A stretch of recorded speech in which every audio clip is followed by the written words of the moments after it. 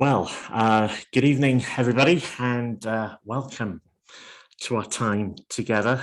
To anyone in this Zoom call, thank you for being with us. And I'm going to briefly pray for those folk who are joining us on the video via YouTube right now as we just look at the word together.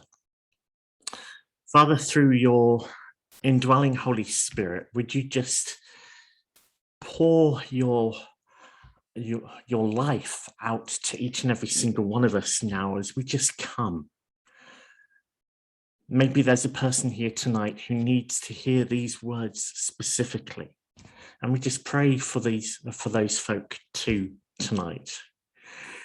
Lord, that these words that we speak would not be of me but of you, and that you would give each one of us hearts, minds and lives that are ready to be challenged and changed as you lead us, in the wonderful and glorious name of Jesus, who is above and in and of all things. And we thank you and we praise you in Jesus' name. So, John chapter 21, verses 15 to 25. And 2 weeks ago now, after our wonderful time of prayer last Sunday evening, we had the first one of these sessions, which we will be, ironically enough, recording after I've actually recorded this. So please, if you can find it, please feel free to do so. But this is a very separate time together and study together. Let's get into the word. When they had finished breakfast, Jesus said to Simon Peter, "Simon, son of John, do you love me more than these?" Simon said to him, "Yes, Lord, you know that I love you." Jesus said to Simon, "Feed my lambs." He said to him a second time, "Simon, son of John, do you love me?" He said to him, "Yes, Lord, do you know that I love you?" He said to him, "Tend my sheep." He said to him a third time, "Simon, son of John, do you love me?" Peter was grieved because he said to him the third time, "Do you love me?" And he said to him, "Lord, you know everything. You know that I love you." Jesus said to him, "Feed my sheep. Truly, truly, I say to you, when you were young, you used to dress yourself and walk where you wanted. But when you are old, you will stretch out your hands, and another will dress you and carry you where you do not want to go." This he said to show by what kind of death he was to glorify God. And after saying this, he said to him, "Follow me." Peter turned and saw the disciple whom Jesus loved following them, the one who also leaned back against him during the supper and said, "Lord, who is going to betray you?" When Peter saw him, he said to Jesus, "Lord, what about this man?" Jesus said to him, "If it is my will that he remain until I come, what is that to you? You follow me." So the saying spread around among the brothers that the disciple was not going to die. Yet Jesus did not say to him that he was not to die, but, "If it is my will that he remains until I come, what is that to you?" This is the disciple who is bearing witness about these things. And who has written these things? And we know that his testimony is true. Now, there are many other things that Jesus did. Were every one of them to be written, I suppose that the world itself cannot contain the books that would be written. Wow. Just that last statement, I could spend so much time just focusing on.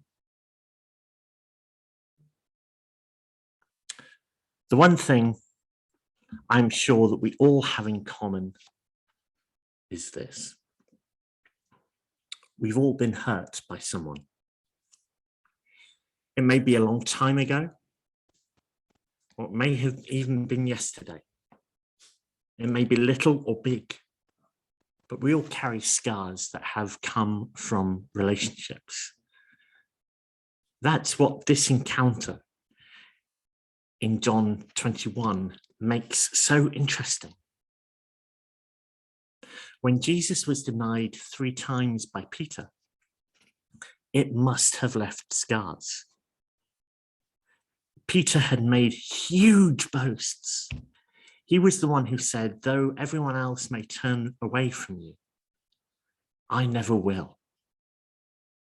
But when it came to the moment of truth, Peter not only denied the Lord, he did it so strongly, it must have hurt. We watch with interest as Jesus deals with the wayward disciple. As we watch and listen, we see some things we must not forget.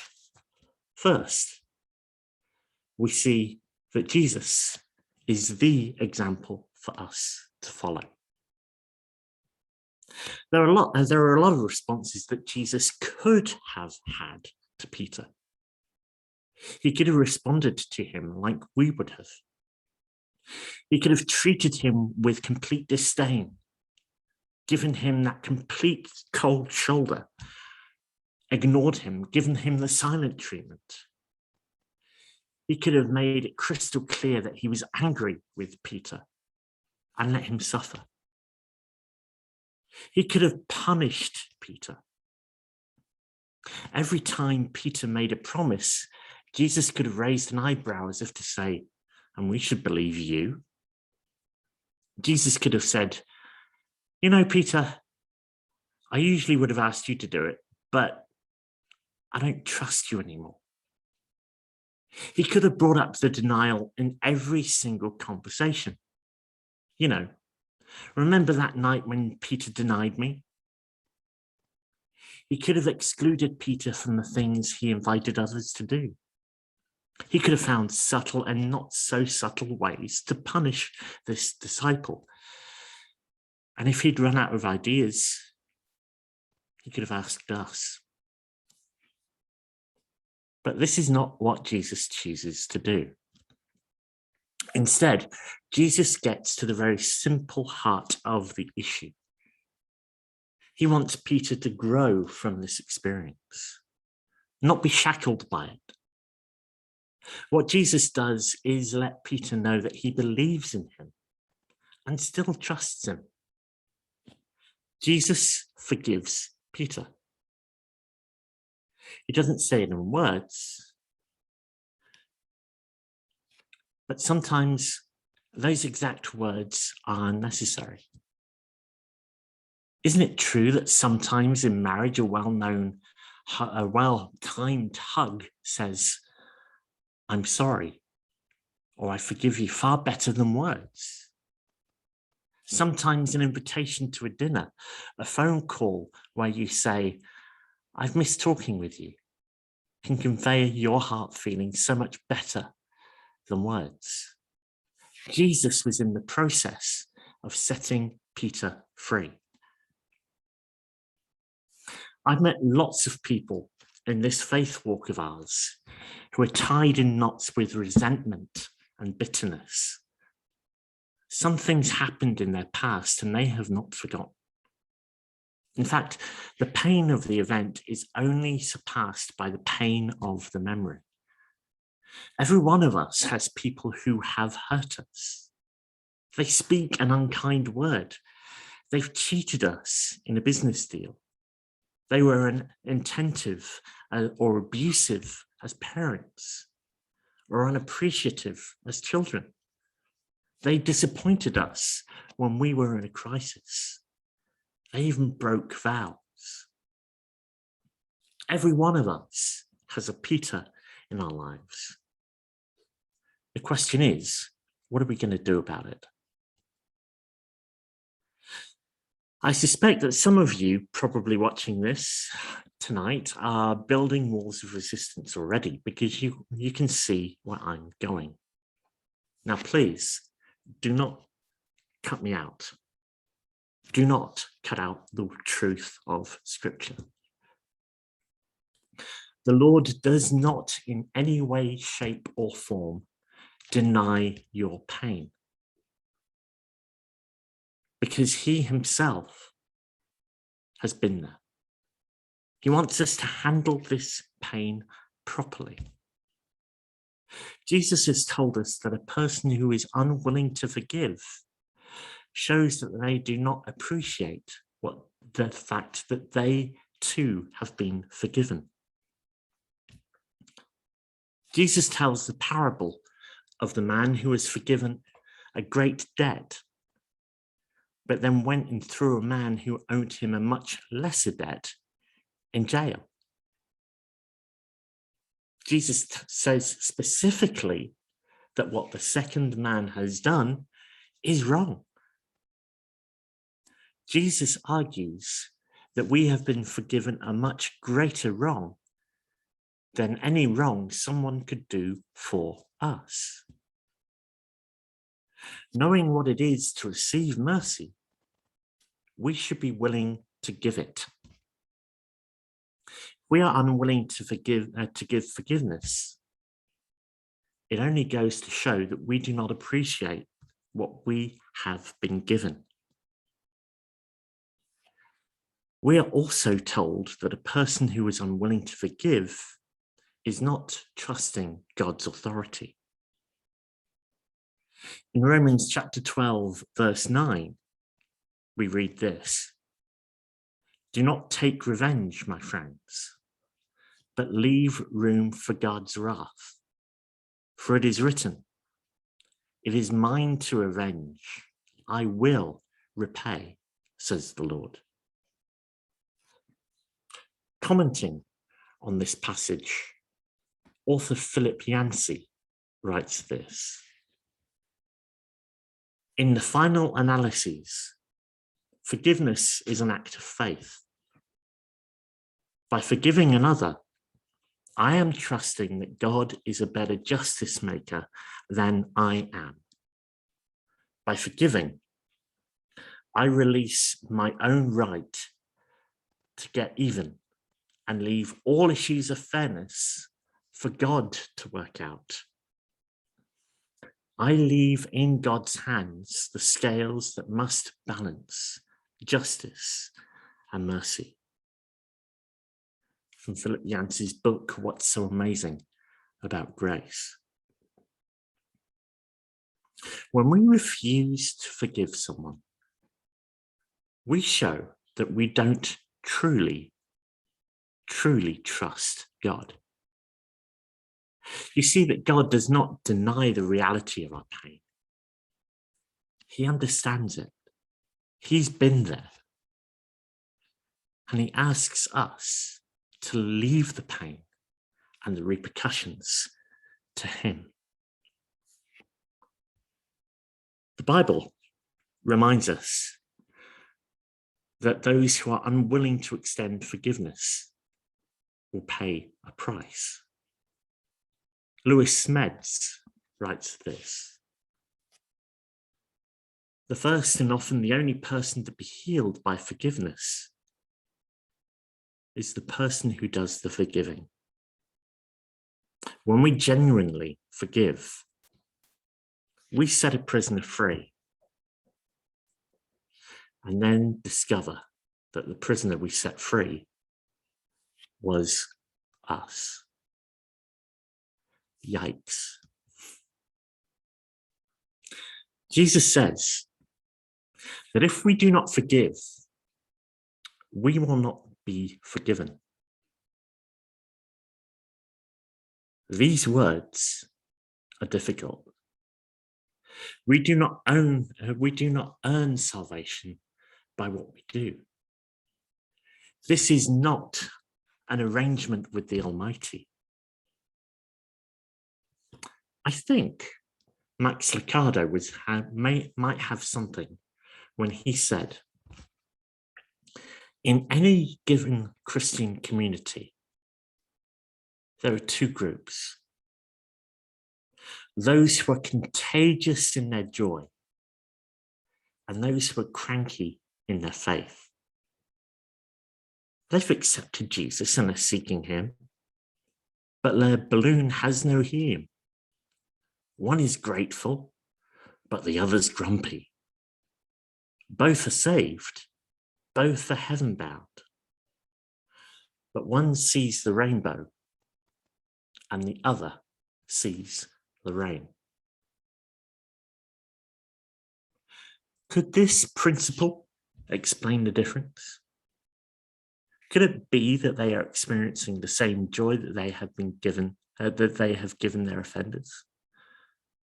One says, I forgive you, and feels forgiveness.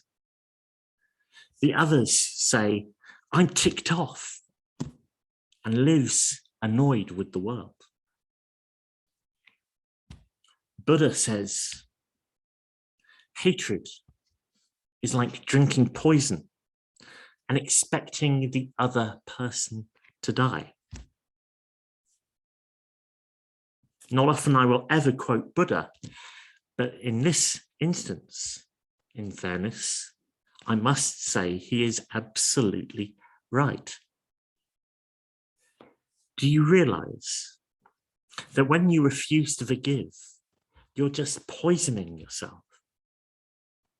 No one else is going to have the pain to deal with, not even the object of your hatred, just you. But there's a second thing we can learn from this account. We see here a question that keeps us focused. Jesus asks Peter the same question 3 times. It's highly likely that the number was intentional, since Peter had denied the Lord the very same number of times. And you've probably heard that there are 2 different words for love used in this passage. Jesus using the stronger word, and Peter uses the weaker. I'm not sure what we are to make of this. Is it that Peter did not love Jesus deeply? Or was it that Peter was unwilling to make any more big boasts? I think, if we're being honest with ourselves, it's probably the latter. The first question is, do you love me more than these? I think Jesus was asking Peter if he still thought his love was superior to that of the other disciples. Notice that Peter is unwilling to make any such claims now. I think this shows that Peter has become more humble, and that is usually a good thing. But I also think there may be another reason why Jesus asked this question 3 times. It sometimes takes asking a question many times before someone really hears the real question. Have you ever said to someone, how are you? And got a superficial, well, I'm fine. Then you follow up and ask, how are you? And then the person responds with a more complete answer. They might say, well, my family is struggling. And then one more time, you might ask, how are you? Then and only then do you seem to get an answer to the real question. Then the person confesses that they are lonely or frightened or sick. We might have to tell someone that we love them several times before they believe us. I think Jesus wanted to make sure that Peter heard the question. We need to make sure that we hear it too. Do you see, this question shows us that Jesus is not seeking a religion.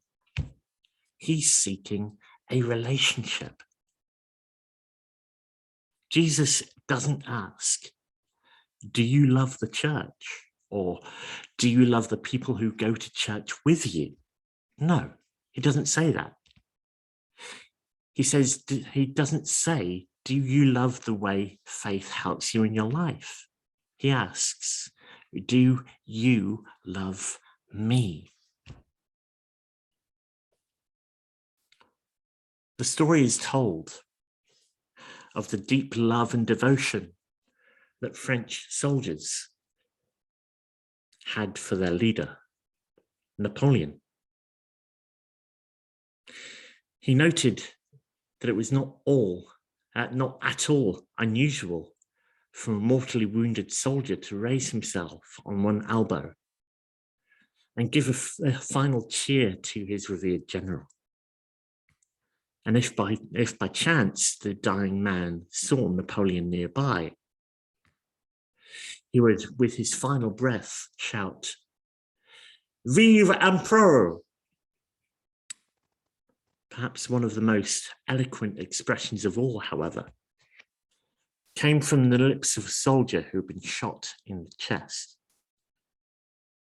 As the surgeon was attempting to remove the bullet, this is long before the days of general anesthetics, the suffering man was heard to whisper, "If you go much deeper, doctor, you'll come to the emperor." He had Napoleon in his heart. Do you understand how differently we would live our lives if we kept this question foremost in our heart? When someone hurts us, we wonder if they really love us. I'm going to let the Prince of Preachers, Charles Spurgeon, make this application. When we are speaking with an angry word and with a sullen look, could not thy Lord have touched you and said, "Do you love me?" When you were doing such and such a thing, which you knew in your conscience was not according to his command, might he not have said, "Do you love me?" Can you not remember the murmuring word you spoke because someone had gone wrong with you in business this week? And you were speaking ill of the God of providence for it. Oh, might not the loving Saviour with pity in his languid eye have said to you, "Why do you talk like this? Do you love me?" Oh, do you not think within yourselves, "Can I love him when I have broken so many of his commandments? Have I reflected his glorious image to the world as I should have done? Have I not wasted many hours within this week that I might have spent in winning souls for him? Have I not thrown away many precious moments in light and frivolous conversation, which might have been spent in earnest prayer? And how many sins have I winked at? How many crimes have I covered over? How have I made my Saviour's heart to bleed? How have I done the dishonor to his cause? How have I, in some degree, disgraced my heart's profession of love to him? Oh, ask these questions of thyself, beloved, and say, is this kindness to your friend? When our love for the Lord is true, we live differently. Many today wear bracelets that simply say WWJD. What would Jesus do? It is meant to challenge us to respond to situations not as instinct dictates, but in a manner similar to what our Saviour would do. It would be just as appropriate to wear a band that says DYLM on it. Do you love me? It's not only a good question, it's the primary question. We can't leave this text here until we notice one more thing. We notice that Jesus gives Peter a job to do. Our Lord does not only forgive Peter, he puts him back on the right course. He does this by spelling out to Peter what it is he wants him to do. He wants him to feed and care for his sheep. In a sense, we all share in that same responsibility. All of us are involved in caring for the flock of God. It is certainly true that there is a potent message for everyone in a teaching position, especially pastors. Jesus does not call us to entertain the sheep, to administrate the sheep, to develop support groups for the sheep, or even make the sheep feel better about themselves. We are told we need to feed the sheep. A story is told of an old American Indian who attended a church service on a Sunday morning. The preacher's message lacked any real spiritual food, so he did a lot of shouting and pounded the wood of the pulpit just to really try and make up for any lack of preparation that he had neglected to make. In fact, it is sometimes said he preached up quite a storm. Perhaps you know someone like that. After the service, someone asked the Indian, who was a Christian, what he thought of the minister's message. Thinking for a moment, he summed up his opinion in 6 words. High wind, big thunder, no rain. All across the world, people flock to the church. Many love their church and their times of worship that they enjoy. But there are many of these people who are spiritually starving. They're having fun, but they're malnourished. The reason? High wind, big thunder, no rain. We are meant to teach the truth of Scripture. It is God's truth that sets us free. Notice there are 3 things. First, they're God's sheep, not ours. We're not building our kingdom or our church, but we are building the household of God. That reminder alone will stop much of the pettiness that divides the church today, or at least it should do if we're honest with ourselves. Secondly, the sheep are not all the same. He calls some lambs and others sheep. We are to care for each other. We must understand that each and every single person is unique and different. Our methods, our words, and our actions must be tailored to the situation. Some people can handle a big steak. Others need a bottle. Still others need strained stuff. Thirdly, We're not only to feed them, but care for them. It's not enough to simply recite Bible verses to each other. I am not the greatest when it comes to my knowledge of livestock, even though we've got the animals here that we do. But just putting out feed and water is not sufficient for caring for animals. They need help having calves. They need medical help when they're sick. They need warmth when it's bitterly cold. They need attention when it's terribly hot. They need protection from predators.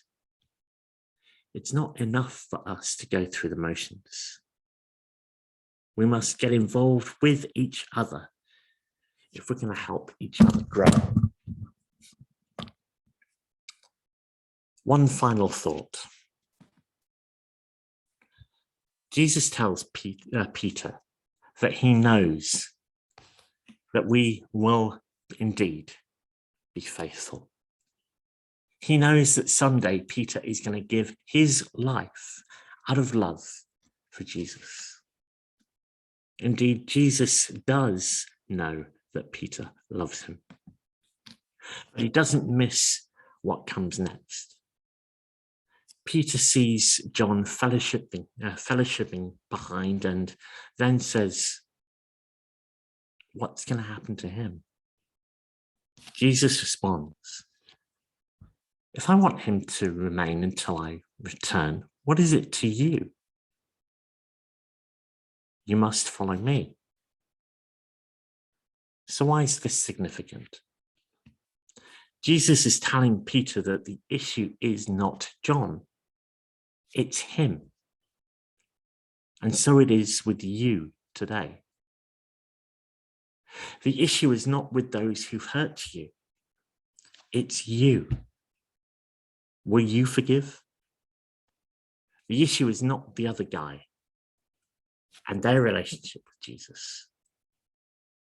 The question is emphatically, do you love him? It's not whether others are doing their job, but whether you are. This is a message that is meant to be taken personally. So with this in mind, I'll close with these questions. Is there someone that you need to forgive today? Do you need to make a visit, dial a number, extend a warm embrace to, if you can, within COVID restrictions, obviously? Friend, are you willing to trust God and love God enough to let go of the bitterness and resentment? Are you sidetracked? Have you forgotten that the question is not about your experience, but your heart? Will you examine your heart today and ask, do I love Jesus? And don't be hasty with the answer. Ask the question several times. And finally, are you yearning for forgiveness? As the Saviour's representative, let me give you this message from the Father. Come to me, you who are weary and heavy burdened, and I will give you rest. His arms are open. Forgiveness is extended. He offers you instead grace. It's time for you to take off the burden of guilt you wear. The sin's been dealt with at the cross, and now you're free. Free to begin to follow him. And free to get acquainted with the one who has loved you since before you were even born. It's a message that Peter knew very, very well. Tradition says that Peter died the death of a martyr. He was sentenced to be crucified. But Peter requested that he be crucified upside down because he did not feel worthy to die the very same way that Jesus did. Peter took to heart what Jesus said that day on the bank of the river. He walked away, leaving the past behind him and focusing on Christ in the future. I pray you'll do the same. Thank you for listening, friends, and let's pray together. Father, we know that these challenges, these messages tonight have been challenging, and intentionally so. If anyone's heart is racing right now, then maybe it's time for you to listen. Time for you to surrender your life to Jesus. If you do this as a consequence of this message, we would love the privilege of being able to pray for you and with you. And Lord, as we just live our lives for you as Christians tonight, we just pray that we could go on with that sense of joy and wonder at your forgiveness for each and every single one of us. Much like Simon Peter. In Jesus' name, amen.